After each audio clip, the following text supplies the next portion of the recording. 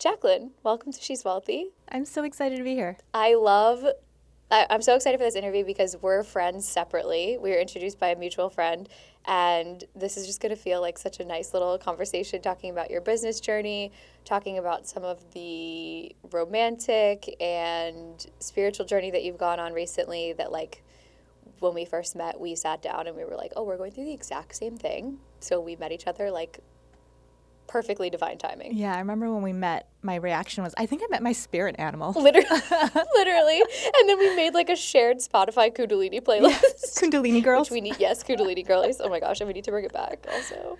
So funny. Okay, so I want to start the conversation with Pepper. You tell the audience a little bit about Pepper and like flex your accomplishments a little bit because it's amazing what you've built. Thank you. So I'm the co-founder and co-CEO of Pepper. We're a D2C bra company for small-chested women. Inspired by me, right? I'm small-chested myself, and for a really long time, I felt inadequate being a small-chested person. And it's because I grew up in the era and the generation where you were seeing people who, you know, we're saying things like bigger is better, and the most beautiful women on earth were really busty, and I didn't look like that. Yeah. So that's where Pepper was born from. It was born from shame and pain and all these things that I felt really self-conscious about, and I wanted to turn it into something beautiful. I wanted to connect with people on it. So eventually that led to the question of, is it me or is it something else? And so I started learning about the bra industry in general, and I learned most bra companies design for a 36C, so a C cup in the US is industry average. Right. So if you're any bigger or smaller than a C cup, which is a lot of women, you typically don't like your bra because it doesn't fit you. Right. So once I learned that, it clicked. Oh, no wonder it doesn't fit me. It had nothing to do with me. It has nothing to do with my body. So can I help solve this problem? So my co-founder and I, we had no business starting a bra brand. And this is like back in 2017, 2017, 8 years ago. Okay. Did you come from an e-commerce background? What were you doing? My background was in tech and in marketing. Okay, so you have like some knowledge I'm sure you've used. Of marketing. I was a few years out of college. I was a really? baby. Yeah, I was a baby. Oh, okay, that's amazing. So it was sheer curiosity and passion and willpower where we went out and we figured out how to make a bra. It's really hard. It's really hard to make a bra. Yeah. And we launched that bra on Kickstarter in 2017. Oh, I didn't know that. The day that we launched, we were 100% funded in the first 10 hours. And what was really magical about it were all these women emailing us, like, where have you been all my life? Or I have the same story as you. And that really reinforced we were onto something big and meaningful. So we quit our full-time jobs and have been building it ever since for the past 8 years. That's amazing because when you're doing something that serves the larger collective, it is interesting how the universal forces kind of get behind you to like make it all happen in an easier way in some manner. So I'm sure you experienced that like in those early days. So when you have an idea in your head of like, I want to create this bra company that solves this problem, how are you, I guess for people listening that want to start a company like that and they have a vision in their head, but they're not quite sure how to like make the product fix the problem, are you going to manufacturers and telling them like, this is the problem we want to solve? Like, do you have an idea of the bra design that you want, or how did that kind of come forward? I think in those situations, being really clear about what is the problem you're trying to solve goes a long way. For me, when I started dreaming of Pepper, it was so clear to me what the vision was, what the vision is. It's still the same vision, which is really cool 8 years in. Yeah. The opportunity that I saw was there was no other bra company talking to small-chested women in a way that made them feel great about their body, in a way that made them feel perfectly enough as they were, rather than here's a bra that makes you look 2 sizes bigger. So because such a strong perspective on the world, on society, how we wanted to make women feel, when we brought that to manufacturers and other partners and really explained, here is what we see that no one else sees, that was the aha moment for them. Like, oh, I think you're onto something. You're right. Why isn't anyone else doing this? Yeah. So it's probably really important when you were trying to find manufacturers to find people that were like aligned with your vision. Aligned with our vision, but at the end of the day, do they believe in you? Right. Do they feel that you're going to be good for it because they have to place a bet on you too? Right. I think that's why the Kickstarter campaign was so important for us, because it showed look at all these Proof. people who want this product. Yeah. Don't you want to be a part of this journey with us? Yeah. So when you're starting out, you obviously don't, I'm assuming, don't know too much about the world of manufacturers and like Knew nothing. finding it. Knew nothing. Yeah, knew Okay. nothing. So for people listening that want to start an e-commerce business and, you know, maybe not a bra company, but anything that requires a manufacturer, right? So how did you, some tangible tips for finding a manufacturer? Well, we got bamboozled from our first manufacturer. No. We learned really quickly you should always go to the factory to see what's what. But turns out this first factory, took a few $1,000s from us to create a sample. And this was when, again, we were really young, didn't have much savings. We took a lot from our own savings to put into this. The sample was not great. We didn't know anything about manufacturing standards yet and what all that meant. And then we learned, I don't think this is a good situation. But it's a blessing in disguise because we had that first sample from this factory that we didn't feel great about. I actually ended up losing it because I didn't know how to ship things overseas, and I filled out a customs form incorrectly, and it's gone. And Yeah. it was just It's gone lost forever. to the world. Yeah. The one sample that we had. So we used it as an opportunity to start fresh. Okay. Let's find a factory that we're really proud of, that we know a lot more of, and let's create from scratch. Yeah. And was a lot of that like word of mouth, or did you kind of Google for manufacturers, or what are you looking for also in a manufacturer? They don't make themselves easy to find. That's why I feel like it's sort of one of those, e-com does feel like one of those games where connections are so important. Yeah, and we're so lucky we had those connections because my co-founder, she's from Colombia, and she's connected to the manufacturing space there. So we were able to get a lot of referrals, and that's what kicked us off. Yeah. Okay. That makes sense. And for people that are starting off, I feel like it would be important to try to make those connections in some way. Do you get a lot of people that reach out to you of like, I want to start this company? Like, how can people who are not from this world at all, like, really start to build those connections? I would recommend asking a lot of questions because that's how we got the traction. Was we started just getting really curious, asking a lot of questions and asking it to the right people. So for example, I didn't know that 36C was the industry standard until I reached out to bra designers on LinkedIn and asked them, how are bras made? Why don't bras fit me? Yeah. And that's when I learned that insight that then led to our first prototype. I also asked a lot of questions to our customers as well. I sent them surveys. Yeah. I met with strangers. I asked them so many questions about how they felt about their body. And then that led to more insights that informed the prototype. Yeah. So in those moments where it feels like I don't know where to start, just start asking questions. Yeah. And also, like, cold outreach can feel icky sometimes, but especially if you're not in the world at all, like, you really do need to put yourself out there and be scared and just go for it. That's my superpower, is I write a really powerful cold outreach email. That's great.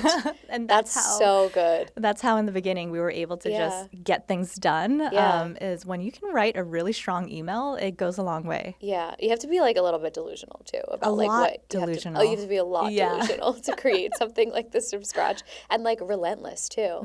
Of like, okay, this person didn't respond to me. I'm gonna find another person to get the answers I'm looking for.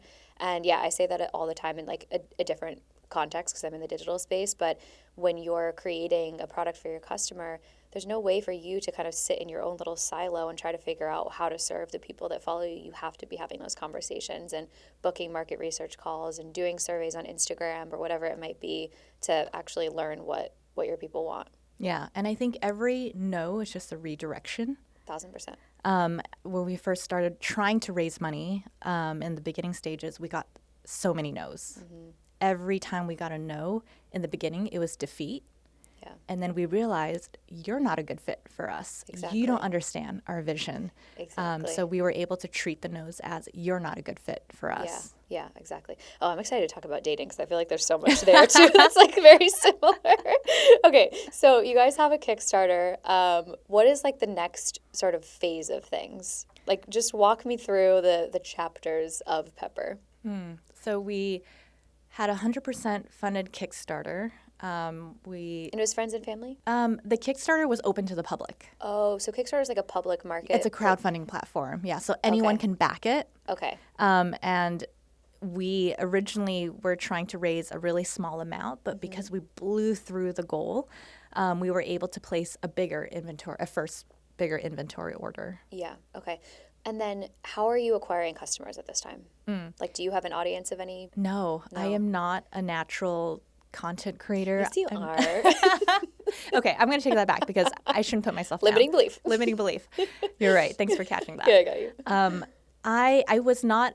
I did not start the brand to be a content creator, Right. but it came really naturally in a sense of I love connecting with people. I love building community. I love when I share my story and someone nods and says, "Me too."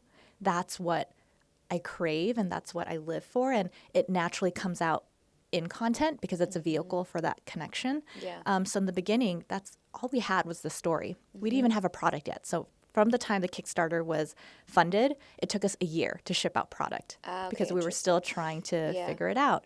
But in that time period, we only had the story, and yet we still got so much press and we got so much excitement, and so many people wanted to be a part of this journey because they had that same story themselves. Yeah.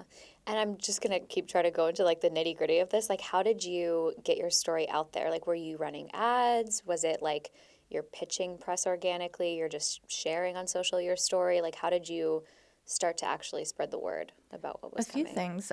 The first was press. Press was huge for us. Yeah. My background's not in press, but again, I write a really good email. Yeah. That's a superpower, to be honest.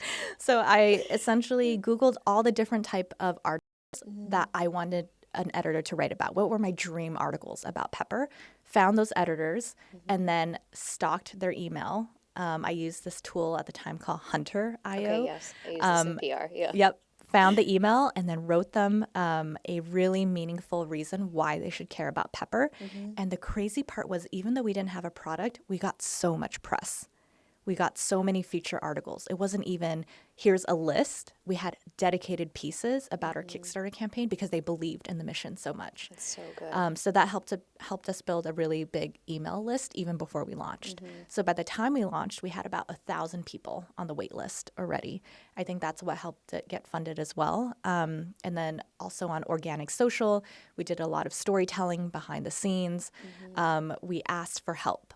That was our call to action, is we want to make this happen. Help us make it happen if you believe in it too. If you believe in the mission. Yeah, and people were so generous and open with that. That's so beautiful because there's like a lot of different things that really fuel founders, right? And one of them is people like you, like a larger purpose, creating something from the pain that you've been through a struggle that you've been through. And then you have founders that are very driven by like just money and financials, And that's okay too. and that's okay too, right? But how do you feel like the founders that are more purpose driven are more successful now in acquiring customers because there is that like authenticity and that story behind what they're doing? Or maybe a different type of success? Or I think there's different consumer expectations.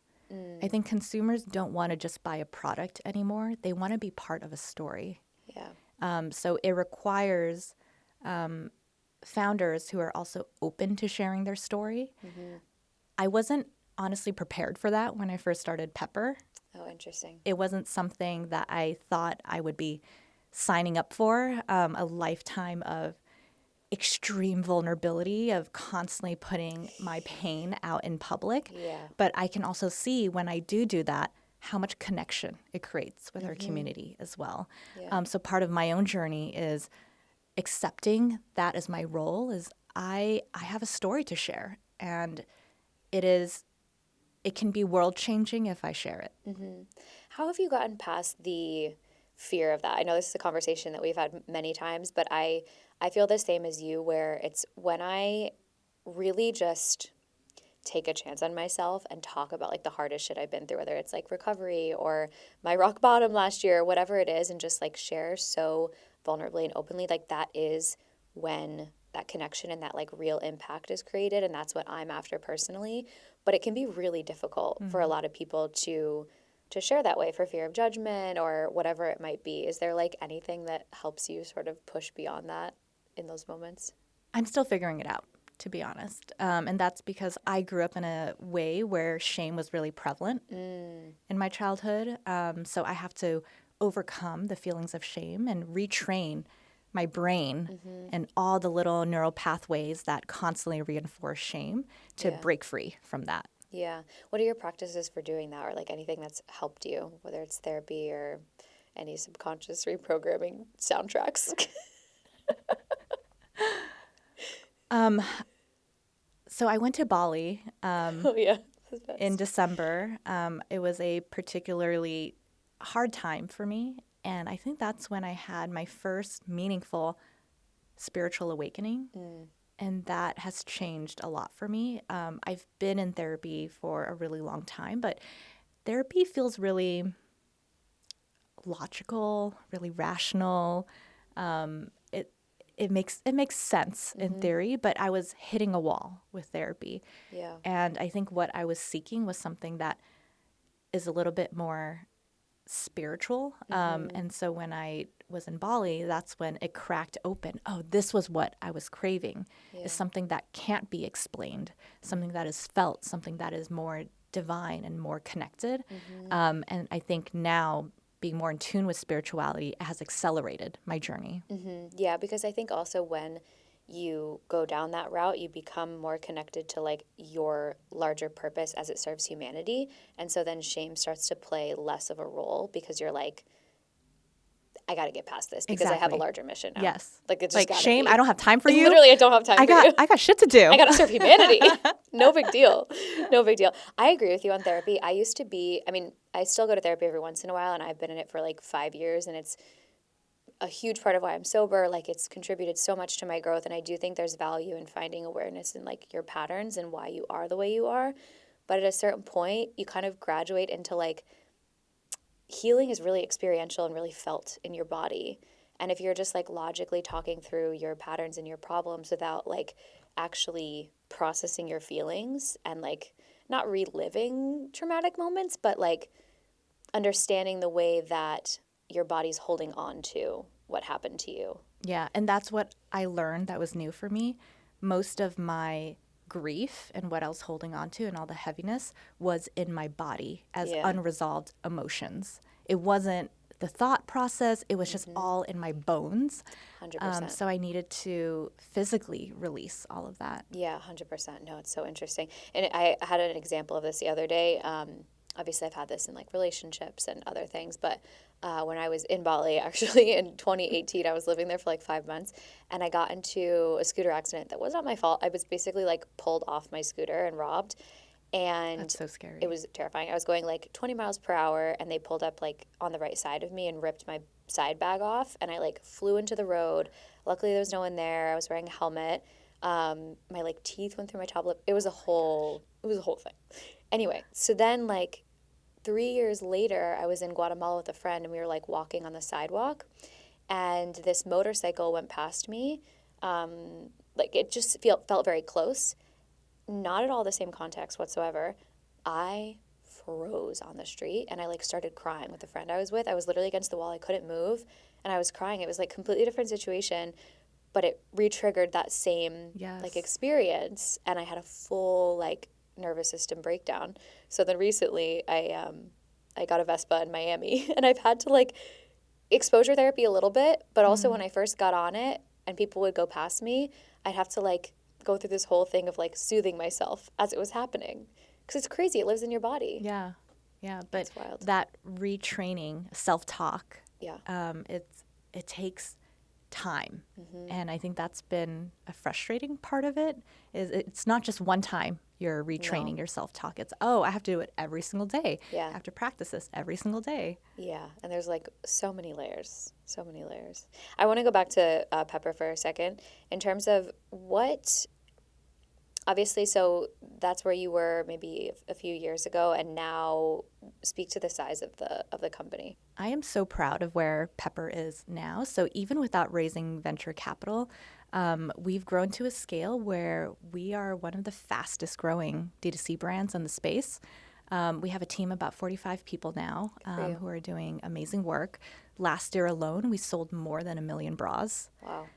Including 2 to my mother. Yeah, I love that your mother is a She Pepper loves customer. it. Yes. And again, what is really special for me at the end of the day is knowing that every bra that we sell is going to someone who hopefully can feel more confident about herself when she wears it. So imagining the story on the other side, and when she receives it and puts it on and looks in the mirror and thinks, wow, like my boobs look great.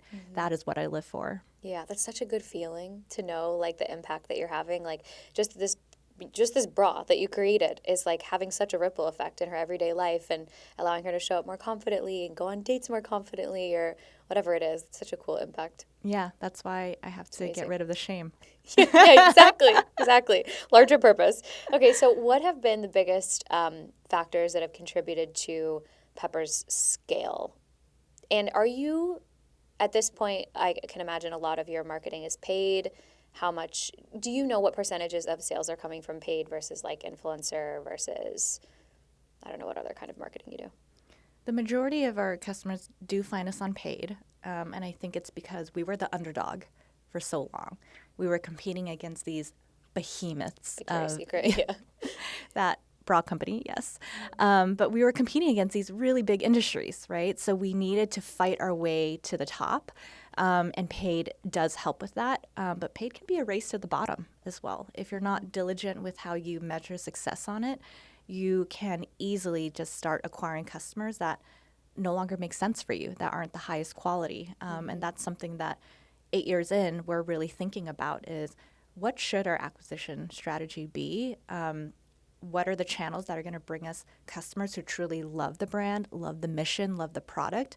It doesn't matter to me as much to just grow at all costs. It's not what the game is about for me.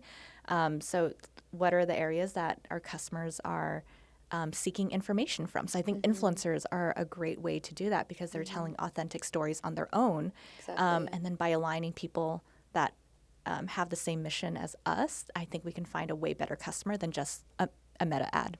Totally. And has your influencer marketing strategy changed over the years?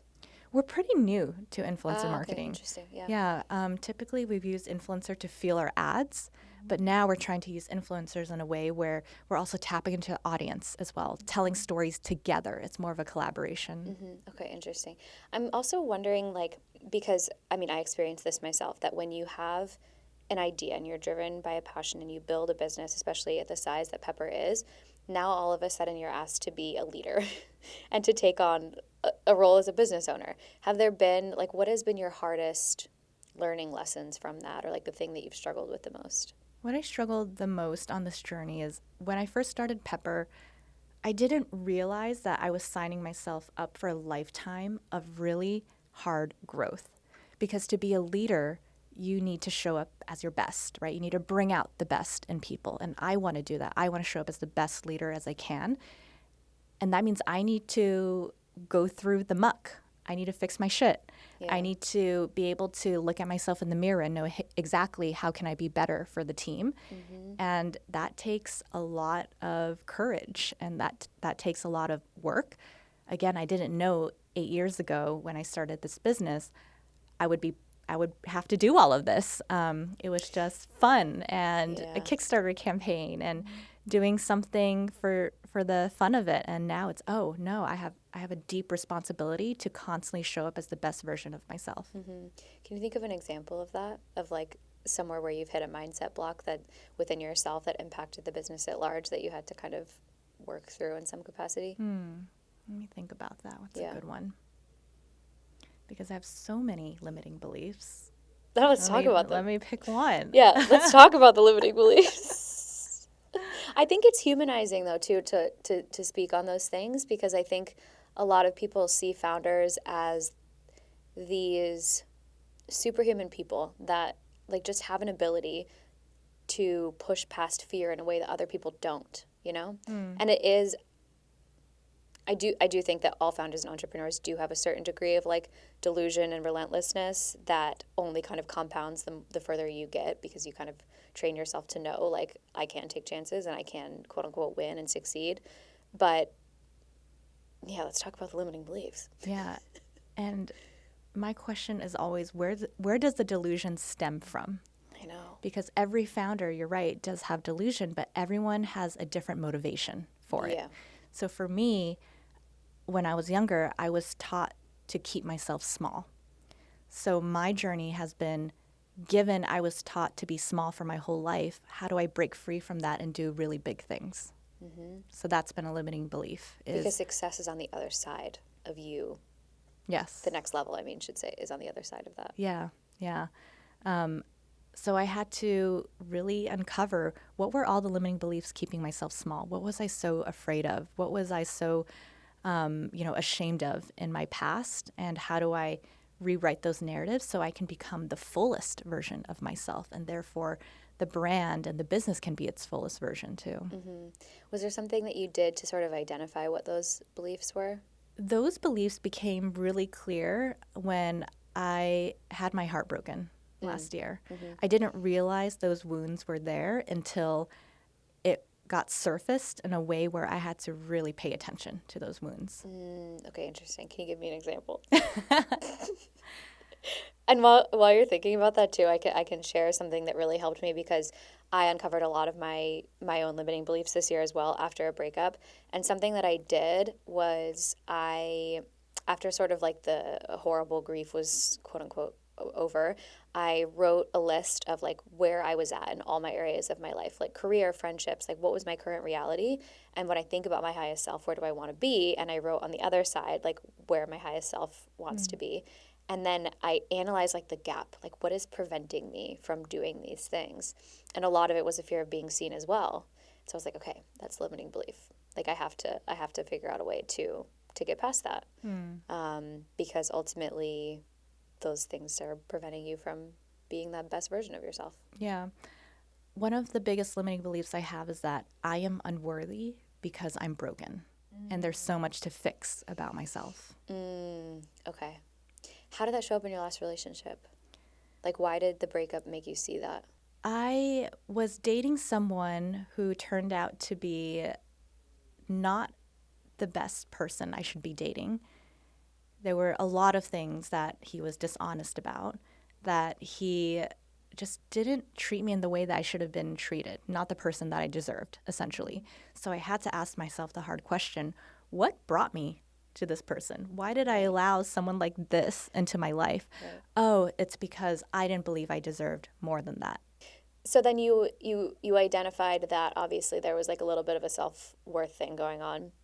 How did you start to figure out how to rewire that, or like where it came from? So I don't think someone can be fully honest with their partner if they're not honest with themselves. And this person that I was dating was not honest with himself at all. He was also hiding from himself. He was also trying to seek validation in ways that was unhealthy. And what I realized was I was essentially doing the same. I was hiding so much of myself. I was seeking validation and worthiness in ways that weren't healthy for me either. Of course, I was attracted to that. It makes sense to me now. Right. And being the version I am today, looking back, I would never have ended up in that position now that I am able to see what was going on. But I also have a lot of empathy and compassion for that version of myself from last year. Yeah. It makes so much sense why I put myself in that situation. I didn't know those were my wounds that I needed to heal yet. Yeah. It is crazy when you get out of a relationship and how much you grow, and then you look back and you're like thinking about certain things that happened at the beginning of the relationship, and you're like, I would have never, now as this version of myself, gone for that. Yeah, let me tell you what happened. So this was someone where when we started dating early on, I had women anonymously email and DM me, warning me that this man is dangerous and I should run. I'm sure you look back now and you're like, why did I not didn't. listen? I Yeah. didn't. I was like, whoa, this is weird. They're crazy. They're jealous. They're jealous. Yeah. Oh, He's a treasure. They're there's- jealous. It's a treasure. I did not run. If you were to receive an anonymous email and DM from women saying you need to run because this man is dangerous, wouldn't you at least think, oh, this is suspicious? Yeah. Oh, this is a red flag. I should pay attention to this. Right. Maybe he's not all what he seems. I didn't do any of that. How did you reason that in your mind? You were just like, you wrote it off as them being like jealous or crazy, and then you just sort of ignored it? I wrote it off as the internet's a weird, scary place. Oh, this is just some scam. Or, oh, wow, they must be really, Insecure or whatever. yeah, they're Yeah. feeling something, and this is fake. Yeah. Yeah. Okay. So then walk me through everything else. So once that happened, we had this incredibly intense relationship. I thought this was my person. I poured love into this person. I poured all of my energy into this person without first realizing and deciding, is this person worth all my love and energy? Right. Why should I trust this person to give all of my love and energy to? Because I have so much of it. And my love and energy is so special and rare and divine, right? Now that I know that. But last year and all the years prior, I didn't give myself that benefit of, wow, you have something really special. You need to be careful with it. Yeah. I just gave it to him, despite having situations where women were warning me he was a dangerous person. Right. So finally, it got to a point where one day he just disappeared. And so many women tell long were me you this dating for? happens all the time. We were dating for 9 months, and it was a very intense relationship. I let myself get swept up in it, and I wasn't grounding myself. I wasn't looking at the red flags and being discerning and questioning. That doesn't make sense. Explain that to me. Right. Or this doesn't add up. Can you share more? I didn't ask any of those questions, even though I noticed them. And that was when I had to ask myself the question, why didn't I? Why did I look the other way? Why wasn't I able to have him be honest with me? And it's because I didn't want to hear the truth. 100%. I wanted to stay in this fairy tale story to feel worthy, to feel special, to feel validation. And that's exactly what I'm healing now, so that never happens again. Yeah. I mean, we have the exact same parallel story. Like, through all of my relationships, it's been like ignoring, and I've dated really wonderful men and I've dated not so great people, but it's a consistent pattern of like ignoring red flags, ignoring incompatibilities, and sort of like shape-shifting in a way to just be loved ultimately, because that's what we want to be loved. So it's like, I'll just kind of set aside my needs. I'll let you take from me. I'll just, become whatever you want me to be to continue getting the affection from the other person because it feels good. Yeah. But it's ultimately like a healthy relationship is when you're, so whole within yourself and you don't need this other person to make you feel worthy. Yeah. And feeling good in the moment comes at a cost. Yeah. And the cost was one day when, again, at the end, another woman DM'd me and said, you are with a really bad person. That was the last straw. And he disappeared. Just poof, disappeared. And I had to pick up the pieces and figure out how to give myself closure. Yeah, that's so hard. It reflected a wound in me where I also didn't receive accountability when I was younger from the people I desperately wanted love from. And so when the breakup happened, and as someone who is so heart-led, it's especially devastating, right? Yeah. Because when your heart is broken as someone who is heart-led, you feel so disconnected from who you are. And I felt like I was completely drained. I didn't know who I was anymore. I spiraled in the story. See, Jaclyn, you're unworthy. See, Jaclyn, no one is willing to fight for you. Jaclyn, this is exactly what you knew was going to happen. Someone was going to abandon you because you're not worthy of loving. Yeah. And so that happened also at a time when I was going through a lot of work stress that was also reinforcing those same stories. Jaclyn, you can't do anything right. Jaclyn, you are not fit for this. And that combined with a heartbreak just put me in really deep grief last year, a type of grief that I didn't know how to get out of. And it was debilitating. It was overwhelming. And I just remember some days all I felt was grief and shame. I totally get you. We went through like the same thing. And it is wild because I feel like for both of us, the universe orchestrated the perfect situation for us to have to look at our wounds. Yeah. Like business context, relationship context. Yeah. I'm convinced I needed to go through the pain of last year and the heartbreak and everything that I felt so that I can create better art now. Love. So that I can really translate all the grief I felt, all the pain, all the shame in a way where I can connect with others on it. Because I think my purpose in life is to be a conduit for other people's confidence. But to do that, I need to show my confidence. I need to regain my confidence. Yeah. And that is through healing. Yeah, because ultimately it's like your creativity is so connected to your divine feminine energy, to your intuition, to connection with yourself. Like that's when I feel the most creative. So it's almost like you had to go through that in order to rebuild. Yeah. And even when I think about the genesis of Pepper, Pepper was born because I felt less than. Pepper was born only because I felt that shame very early on. Yeah. Pepper was born because I didn't feel like I was enough. And so that is a continued journey of mine. And now every moment where I have another one of these experiences of not feeling worthy or not feeling enough, I want to turn that into something beautiful. I want to turn that into art. So I needed to go through this for this next chapter of the business. Yeah. It's so beautiful because what you're doing is creating alchemy, right? Like you're turning pain and grief and heartbreak into love and creativity. Not only that, you're not stopping there, you're making it your larger mission. Like you're turning that love and that creativity into serving the broader collective, which is like ultimately the most beautiful thing that somebody can do with the pain that they've been given. Because most people take pain and create more pain. And you chose to heal. Yeah. Yeah. I mean, what you said about most people take pain and create more pain really resonates with me because I don't want to be that. I don't want to be the person that puts more pain into the universe. I think the universe heals and the world is a better place when everyone can find peace. So, if, my ex is listening to this right now, I hope he does feel peace. I hope he does find peace because that is how the world becomes a better place. And I hope anyone listening who is currently going through pain, that they heal from the people they never got an apology from. Yes. I hope they heal from loving someone who couldn't love them back.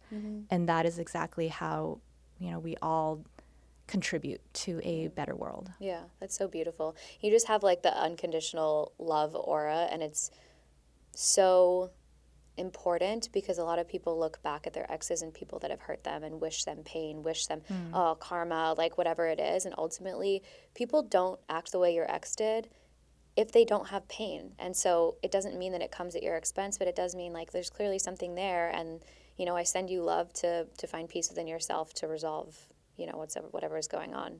Yeah. And thank you for putting me in my next chapter. Yeah.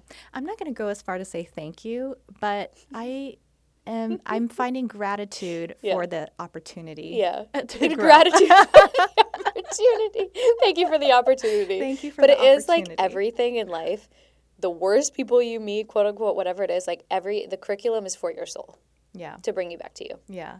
And even though I'm in a really transformative in-between state, kind of a messy state right now from the last version of myself heading into the new version, I feel like I'm at my most powerful right now as well. 1000%. I feel like I'm my most connected and spiritual and locked in state, even though I'm in this like messy in-between. Yeah. And I think it's because I can already see that next version of myself, and I'm so excited for her. Yeah, I love that. I can't wait to get there. Yeah, you're power manifesting right now. Yes. What's so interesting too is that and this is something I have been thinking about as I'm like getting back out into dating, is how you unconsciously select partners that will reinforce what you believe. So for example, like I have the same wound, right? Where like I'm always going to be emotionally abandoned in some way. Like that's my belief. And so I've picked men that either aren't capable of a lot of emotional depth, or they're just emotional messes, so I'm like carrying to them all the time. And I put myself in that situation to be emotionally abandoned because then it creates the reinforcement of like, I was right. I was right. And so it takes a lot of effort and going very slowly and checking in with yourself as you're dating to be like, am I reinforcing a pattern right now? Yeah. Does this feel familiar? I think what I was seeking was the feeling of being chosen. Yes. Of being worthy enough for someone to fight for me.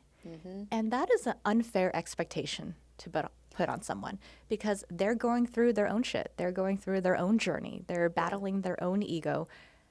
I can't expect someone to heal themselves. That is an unreasonable expectation.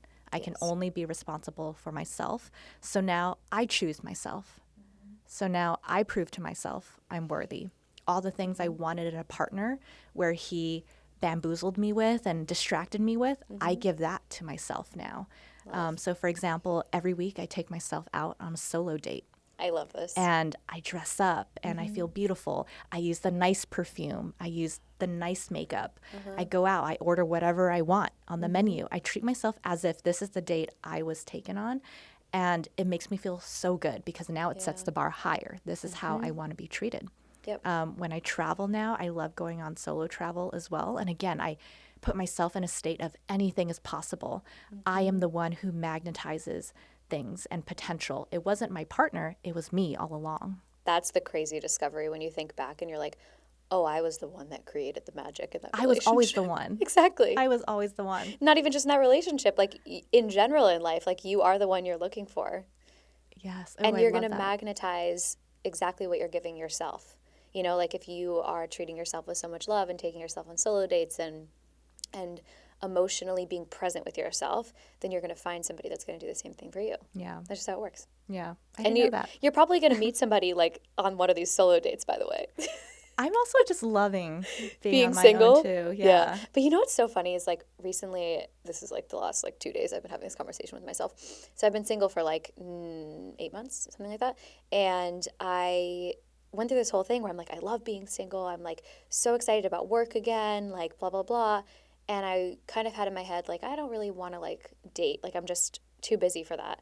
And the other day I was like, do I not have time or am I just scared? Which is a whole thing. Have you thought about dating at all? I am dating now. Oh, you are? I am putting myself out there. Good for you. Because I don't want to be so scared of it. And I'm having a lot of fun meeting people. I'm having a lot of fun essentially experimenting with what am I looking for in this new version of myself? What feels good? What doesn't? What do I like? What don't I like? So I see it as just enjoying the people that I'm meeting and enjoying the experience of dating. Yeah, I think that's when dating really becomes enjoyable is when you're like, this could be a friend or it could be a lesson or it could be my person, whatever it is, and remaining like unattached to the outcome of what it is. And also realizing that like life is a game. Life is a game. So just like have fun with this new frequency that you're like embodying and these new like values and boundaries that you have. And it's crazy how you attract just like completely different men. Yes, yeah. Completely different men. Something I was telling my friends when I went back to Denver recently. So I lived in Denver for 2 years. I'm new to Miami. When I was living in Denver, this would never happen to me. But as soon as I landed, essentially, someone came up to me, stopped me on the street and told me, I just wanted to let you know you look so chic. Oh, and I was like, this would never So you have have that open happened. energy. Yes. Yeah. And I remember asking my friends, did Denver change? Or is it me? And I think it was me. My energy is different. 1000%. I show up in a different way that invites that now. Yeah. Yeah. And that like radiant, like queen embodiment energy, the open energy, the magnetic energy. Yes. It's a feeling. And when I notice with myself now that I can immediately identify when I'm in that frequency versus not. What does it feel like for you? It feels like an energizing feeling. It feels like an embodied feeling. It feels like my posture's good. It feels like I'm open. I don't know how to describe it. Yeah. For me, it feels like joy. Yeah. And it feels like anything is possible. Yes. And I'm the creator of all of this. I can have whatever I want. Yeah.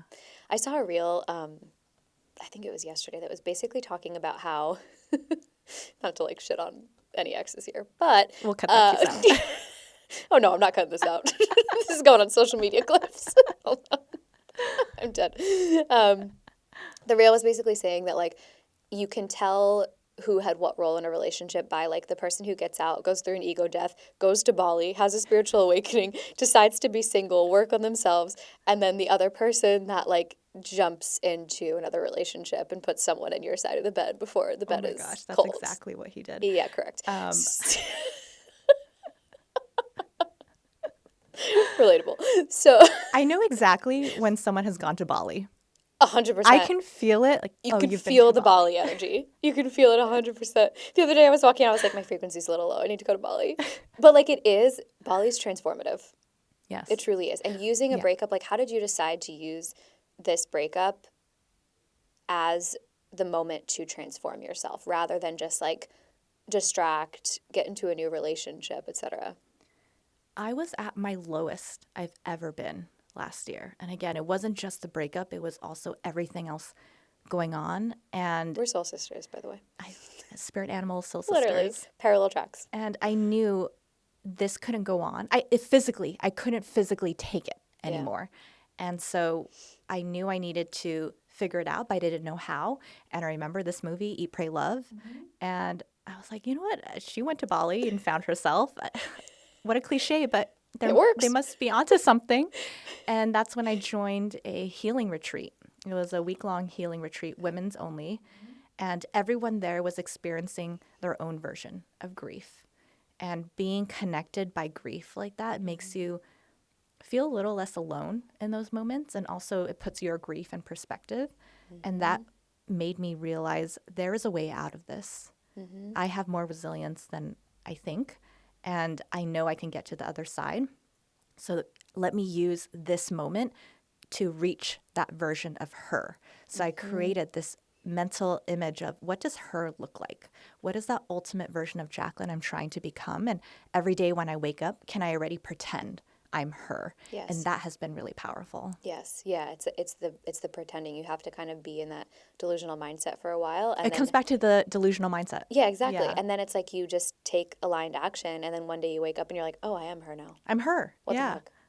When did that happen? Yeah, when did that happen? Oh, It's when I someone created that. stops me on the street and says, "Oh, you're so chic." I'm like, "Oh, I'm her." Yeah, I am her now. Oh my God. There's a guy that treats me really well. I am her. Like, what's happening? It is so crazy. And I think that's really important too, because I want to talk a little bit about like tips for breakups for people.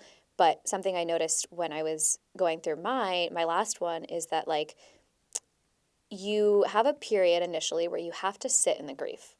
You don't have to. If you want to process it healthily, you should sit in the grief for a bit. You should sit in your sadness for a little bit and make sure you feel it all, because otherwise it comes out in the next relationship or later down the line in a way you don't want it to. But then at a certain point, you do need to get perspective. And for me, I remember it was like a month in where I was just like wallowing. And then one morning I was like, I'm so sick of feelings. Like There's only so much you can wallow. And I'm so self-absorbed at this point. Like, we get it. You're miserable, Christina. Like, let me just like do something different. So the reason why I started to go to AA meetings like as consistently as I did back then, because I was like, I need to hear about other people's problems. I need to like zoom out from what I'm going through. And I can imagine that was kind of what Bali gave you, and that group is perspective. I also work with an exec coach, and this exec coach, one of her sessions basically virtually shook me and said, this cannot go on. You need to do something about it. Yep. And that's when I was like, oh, yeah, you're right. This can't go on. I'll go to Bali. Yeah. Have you been to Bali before? No, I have never been to Bali before. It's so far away. It's so far away. But it was actually in Bali. I had a vision when I was there, and that's what brought me to Miami. Oh, because I remember you talking about this. Yeah. Yeah, I had this vision. It was a breath work session. It was the first time I've ever done conscious breath work. I didn't know what to expect. Yeah. You're essentially hyperventilating and getting high off of breathing. Yeah. It's insane. And bringing up like so much shit. Yeah. Yeah. It was crazy. And in one of these visions during breath work, I saw the version of her thriving. She was in jungle and water and heat and vibrancy. And I woke up and I asked myself, where is that? I think it's Miami. And first, it frustrated me that it was Miami because I didn't want it to be Miami. I know. I didn't want to be here initially either. Miami is not the place I thought I would end up in. I'm like, I'm so not Miami. Yeah. But then I sat with it. I was like, why would the universe show me Miami? Let me just think about it. Oh, well, there's a lot of it that feels like Bali. It's jungle, it's water, it's heat, it's tropical. Nature, yeah. There's a lot of energy in Bali of people being themselves and hustling and trying to make their dreams happen. I want to be surrounded by that energy. It's also really beautiful. I want to surround myself with beauty as well. And because I was in Denver for a decade at that point, I was just ready. So I came back from Bali, found an apartment a month later, and then moved. Good for you. Yeah. And you've loved it so far, right? I've been loving it. And meeting people like you, it's been so awesome. I've loved Miami. And I had all these preconceived notions about it being like a very sceney place and like the club girls. That's and what I thought superficial, but it's like you truly attract what you are. Like I have met the best community of women here. Yeah. And again, it's like now we have access to a different reality than I would have had even 2 years ago. Because I know even 2 years ago, I would have attracted different friends than I have now. When I first moved here, I caught up with someone in my network, and I was mentioning to him, I'm worried about not being able to find my community here. I feel like a fish out of water in Miami. And he said to me, you are gravity. You will attract the type of person that makes sense for you, and they'll think of you as a breath of fresh air in Miami. And that changed my perspective. I was like, you're right. I am gravity. And it's been true. I've been attracting such wonderful people who are so grounded, who have that loving energy that I'm looking for. That's so real. And now I have no question I will build an amazing community here. Yeah, you've already started to. Miami's honestly great. And it's so many people are moving in too. And like the city's changing so much in a positive way, I think. And I love it. Yeah. Honestly, like shocked. So Bali. Okay. Let's just talk about Bali for a second because I miss it. Let's go back. What is it? What do you think it is about Bali that is so transformative? Because it is the biggest cliche, but it's so true. What I think it is Bali is built on a spiritual religion that is to their core. It's not some touristy thing, right? It is embedded in everyone's religion and their day-to-day, so they ooze that spirituality. How could you not feel it when you show up? So much of the religion is about forgiveness and about letting go, and that was exactly what I needed to do. I was doing the water temple ritual. Yeah, the Besaki temple, And it's a really beautiful ritual. So you go through all these different pools at the water temple. The first set of pools is about, letting go to the universe, the heaviness, the narratives, any emotions that you're trying to release. And then the second set of pools is about what do you need in this moment to let go. And then the last set of pools is what are you asking for your future from the universe. So as I was going through it, in that last pool, you dunk your head in and then you come up. And I remember everyone was looking a little shocked at me. And I was like, okay, that's weird. And I realized there was a snake in the water right next to me. It's a good omen. I didn't know that. I thought I was going to die. Snakes are good. Kundalini, baby. I didn't know about any of that yet. Yeah. I just knew snake, this is not good. Yeah. And snakes swim really fast in the water, so I was definitely freaking out. I'm like, I'm going to die in Bali. Yeah, it's classic. Classic. Yeah. I got out and everyone said to me, that is such a lucky omen. It means you are about to experience great transformation. And the fact that a snake chose to visit you in a holy temple, you are going to transform. Yeah. And I took that to heart. So then I immediately got a tattoo of a snake. I love it. In Bali. I am obsessed with your tattoo. I'm so obsessed with it. Because here's the thing about Bali. I think it's that there's such an intense spiritual component to Bali that the frequency of Bali is so high. And so what happens, I notice, like the times that I've been there and other people, is that when you get there, you purge a lot of the like negative shit that's in you, and it can come up emotionally. It comes up with Bali belly, however it needs to come up. You end up purging all this negative stuff out of you, but then it's like you rise so much, and you can tell the people, like you said, the people that come back from Bali, or like even looking at their energy online, you're like, you went to Bali. You went to Bali. It's such a magical spot. I want to talk a little bit about your Kundalini experience, if you don't mind sharing, because I had a crazy Kundalini experience that I've talked about on the podcast before. But I want to add like a different context for people to understand that there's very different types of experiences that you can have with it. Yeah, I started doing Kundalini before we met right before we The met. yoga. Yeah. At Fresh Prana. Yeah, at Fresh Prana. I was doing the Kundalini yoga. I don't remember what drew me to it. I just remember thinking, Interesting. I just want to give this a go. I knew nothing about it. Okay, so you just saw it on the class schedule and you were like, let me try Kundalini. Yeah, You'd never like heard I of just it. moved Okay. here. I'm looking for yoga. Yeah. Oh, this place has easy street parking. Yeah. I'll give it a go. That's my That's the criteria in Miami 100%, now. yeah. I even texted you before this. What's the parking Yeah, situation? exactly. That's always it. Yeah. So I show up and I just loved that first class there. It was so loving. It was about energy. It was about frequency. And I just wanted to learn more about it. And to give people context too, Kundalini yoga is not like vinyasa yoga. No, it's less about the asanas and less about the physical, but it's more about being in tune with your energy and finding stillness in it. And it's so powerful. You're doing some weird stuff. Oh yeah, it's uncomfortable. It's a little uncomfortable. Yeah. It must look crazy from the outside Yeah. if you're not used to it. Did you ever do the one where, because there's like tens of thousands of different kriyas, right? And one of them is like when you have your tongue out. Did you do that one? Yes, yeah. Oh my Yep, God. did That one was uncomfortable. Okay, good. Yeah, you're like on all fours. Yes. With your tongue sticking out and you're panting. Yes. Yeah. Yes. That's what I say whenever anyone's like, oh yeah, I want to go to Kundalini yoga class with you. I'm like, by the way, it's not really yoga. I'm like, I think I want to do this by myself. Yeah, you're doing weird shit and you're panting and you're breathing and you're chanting. Like it's I love the chanting. Same. I love the chanting. I love Kundalini. Yeah. Okay. So I started doing Kundalini yoga to dip my toes in. Then I started getting really curious about what it was. We happened to talk about it the first time that we met, and you referred me to someone who does Kundalini activations In Miami, yeah. in Miami. And then I recently started doing them. I've done 2 now. Oh, you've done 2 now. I've done 2. Okay. Yeah. And it's also really crazy because you're essentially lying down, listening to music, and that's it. Yep. That's a Kundalini activation. Yep. There is no drugs, no there's Breath nothing work, else. nothing. Yeah. You're not actively breathing in a different way. You're just lying there listening to music, and all of a sudden I just start crying. Like the first song that comes on, I just start crying.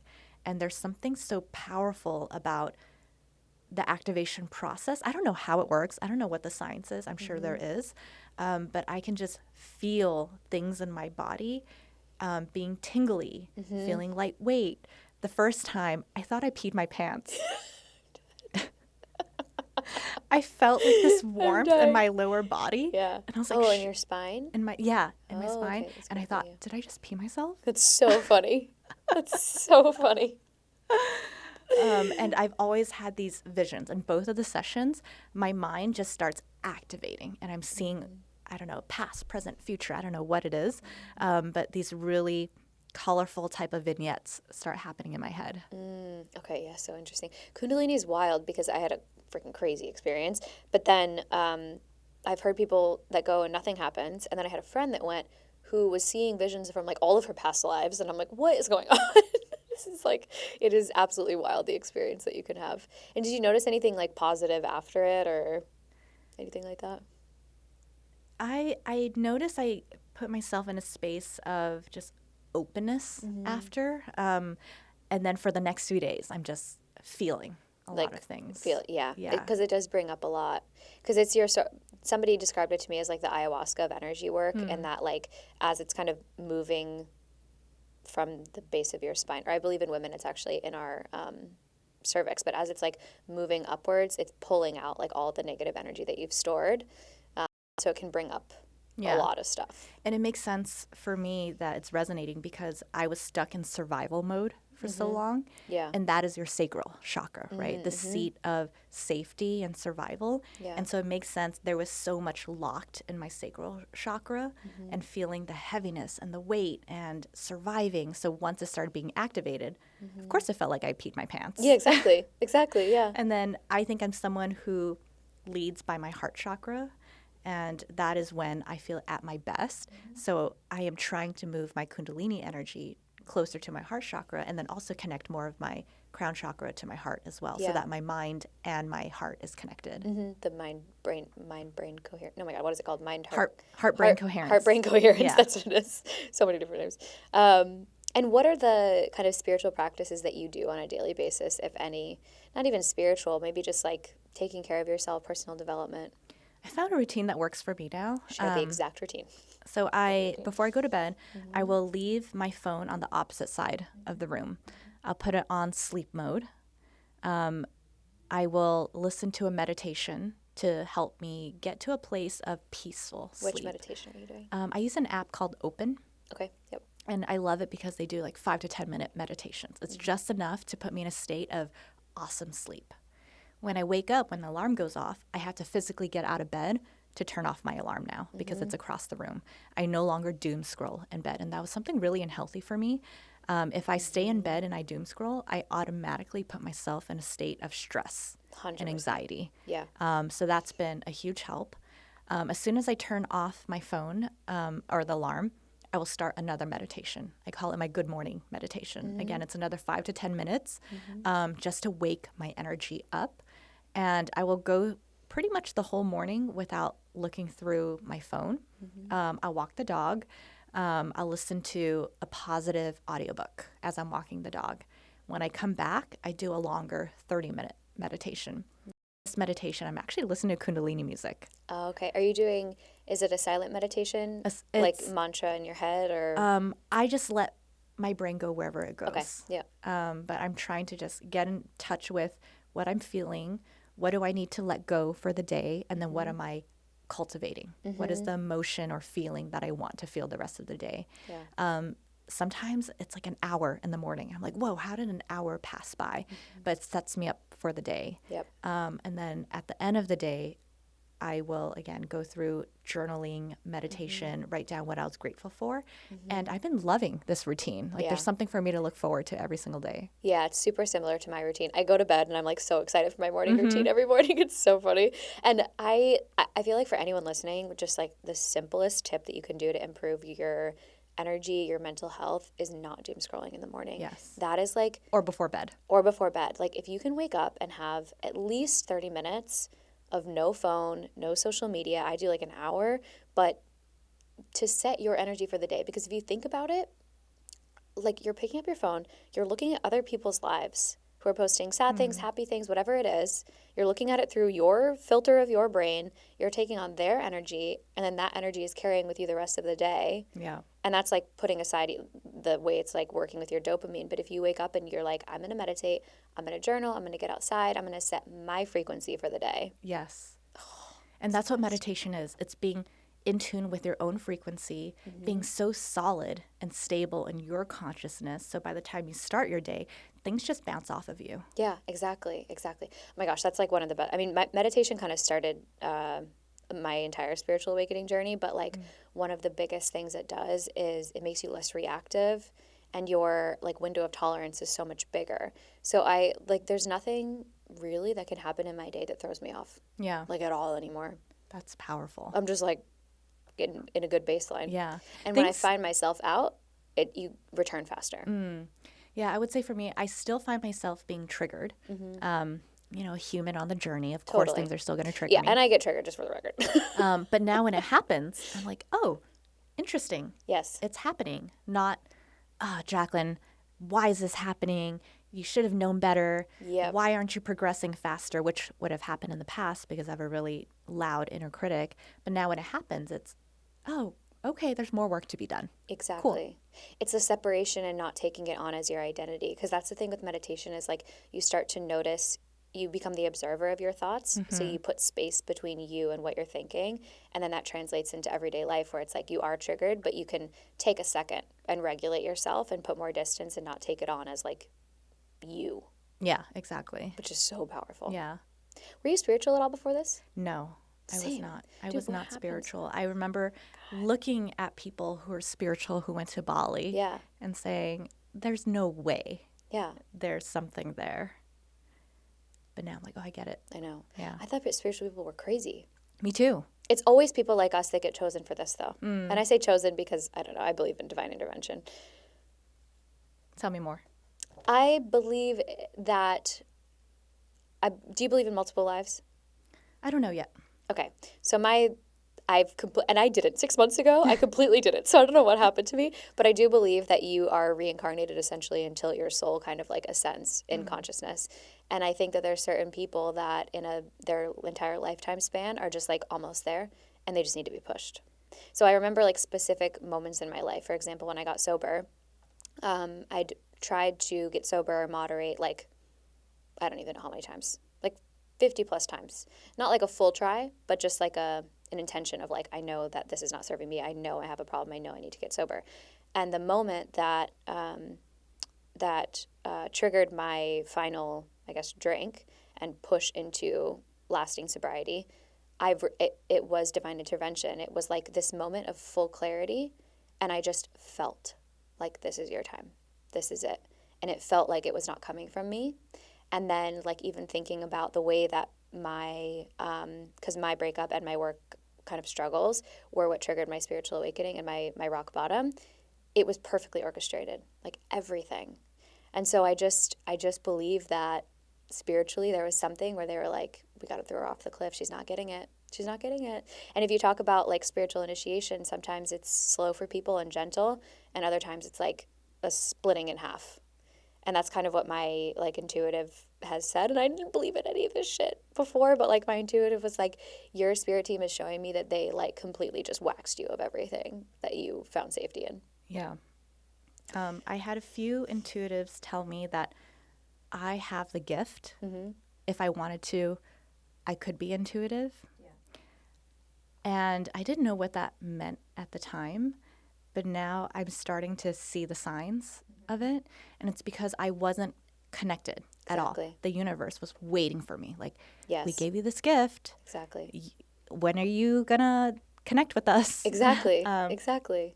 And so finally, through this whole awakening, now that I'm connected, I can like feel that energy of like, oh my God, we've been waiting for you. Yes, exactly. Oh my gosh, I have the same thing. And it's interesting too, because it's like everybody actually has that ability. Yes. But 99% of people are so in their root chakra, survival mode, make money, control circumstances, ego, whatever it is, that they just don't have either the opportunity or the challenge presented that pushes them to have to kind of like unroot a lot of that stuff. I think it's in those moments where you're at your lowest and you don't know what to do, where to go, everything is bleak. That is when the universe finds you and gives you hope, right? Because now there is a higher power that you can release and surrender to. And I think the word surrender has been really powerful for me. Is I don't know where to go from here. I don't know how to fix this. For the first time in my life, I am absolutely out of control here. I have no way to do it on my own. I need help. And that was when the universe provided. And I surrendered all of that and was able to tap into something much more intelligent, much bigger, much more all-knowing, more powerful. And feeling little in those moments feels really good. Yeah, because it's like you're being forced to learn how to trust. Yeah. It's like, I feel like a lot of what I went through of being like, I have nowhere to go in my human brain in this situation. So all I can do is just trust and surrender to like the larger plan. And I still have to do that in my everyday life, like thinking about relationship, love, life in general. I'm just like learning how to go with the flow of where I'm meant to be. Yeah. We all are. Yeah, we all are. Exactly. What do you do when you're, selfishly, I want to know this question. What do you do when you notice that your like frequency is lower? How did I end up at this point in my life where I'm asking this question? What do you do when your frequency is lower? 20-year-old Christina's like, what are you talking about? Also, I know exactly what you're talking about. You know exactly what I'm talking about. I know exactly what you're asking. Signs your frequency is lower. How to raise your frequency. I've lost it. Meditation. As soon as I feel my frequency is dropping, I'm like, oh, I need to take a pause, put on my Kundalini soundtrack. Yes. And just be with myself and meditate and see what is coming up. Okay, universe, I see what's coming up. Please take it from here, remove it, and here's what I'm asking for. And then being clear with the universe, this is what I'm trying to evoke and manifest and create. Help me get it. And then that can happen sometimes in 5 minutes. Sometimes that happens in an hour. I just kind of let myself get there when I get there. And that immediately sets my frequency back to what is the elevated emotion that I'm trying to live in right now. Yeah. And the emotion aspect is so important because most people, in manifesting, they're like, I want this thing. I want this thing. But then they're constantly thinking about the fact that they don't have it, or they're in like a lower vibrational energy or emotion, which is not like putting them on the same timeline where they would get that thing. Yeah. So you have to be so cognizant of your emotion. Yeah. And I don't know if you're a Joe Dispenza girly. Kind of. Yeah. Yeah. But a really big unlock for me is you have to match the thought of what you're manifesting with the energy and emotion of how you're manifesting it. I didn't know it required those two parts. I thought it was just, here's my wish list. Yeah, exactly. Right? Here's what I want to happen. Yeah. Universe, please make it happen. Yep. Then I learned, well, you have to supercharge that with the emotion, the elevated emotion. I'm like, oh, okay. And I realized my elevated emotion, I feel at my best and most divine and in my feminine and connected is when it's powered by joy and when it's powered by love and gratitude. I think back in my life, all the moments where I felt the most powerful was when I was full of joy and love and gratitude. And again, going through a heartbreak that drained all of that into the negatives. And so this whole journey, especially for the past year, it's refilling that cup of joy, love, and gratitude to get back to where, I was really thriving. Yeah, that's really beautiful.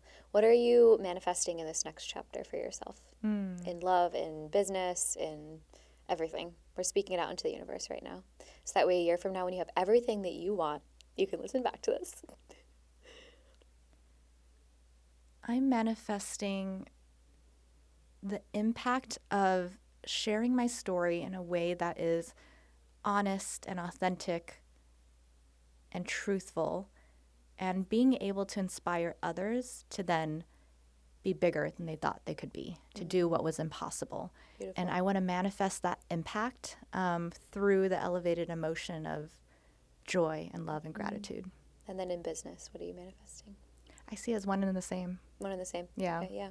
And what's really cool too is that like with what you're doing, obviously with Pepper, you're having such an impact with the products and your story and all of that, but just your presence alone, like as you move through daily life, impacts people. And that's like one of the biggest reasons to continue, doing the hard work of healing, is that you're impacting everybody that you encounter, whether it's like a story in social media or whatever it is. And then of course your business. Yeah. And I learned that being in a position of power, it is true that you have profound impact on even the smallest interactions. Yeah. In both a positive way and a negative way. So if my frequency is down and I'm stuck in survival mode and I'm heartbroken and I'm sad and I'm frustrated and all those negative emotions, the team can feel it. Yep. The people around me can feel it. Yeah. On the flip side, if I'm at my best and I'm joyful and loving and grateful and appreciative and excited, the team can feel that too. So it's waking up every day and being committed to the work of how do I put myself in that emotion. It's a lot of work, right? It is, yeah. And we're humans, so sometimes we wake up and we're like, man, I don't know how I'm going to get there today, but you have to try. Yeah, And exactly. the trying is, I think, what counts. Yeah. And also one of the things that I noticed too is that when you are a more high frequency person, you become a more clear mirror for other people. And so your presence alone can trigger growth, or it can trigger someone falling apart, honestly, because they see themselves in you. Yeah. So I remember it's that's something interesting. you told me. You're like, I'm someone who triggers people. And I was like, I love that about Well, you. you'll become that too, because it's like if I'm somebody that's a lower frequency than you and I'm meeting you and you're in this like magnetic, embodied, like joyful energy, all I'm going to see in you is me. Why aren't I joyful? Exactly. Why aren't I magnetic? Exactly. Yeah. Yeah. So it's a superpower, and I'm excited for you. Thank you so much for sharing honestly on the show. Yeah, thank I you really for having me appreciate it. and giving me the space to honestly share things that I've been bottling up. And it's been kind of a lonely journey because Yeah. especially as a leader, right?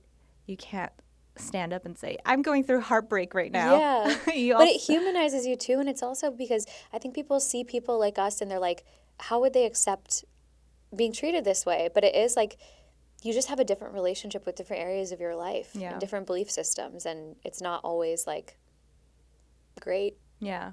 I mean, it is always great though, ultimately. Ultimately, it's always great. Yeah.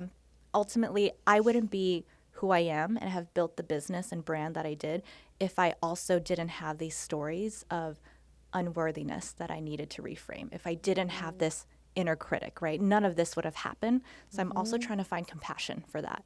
Like, Exactly. yes, I want to heal it. Yes, I want to get over it. But thank you for getting me to where I am. Yeah, exactly.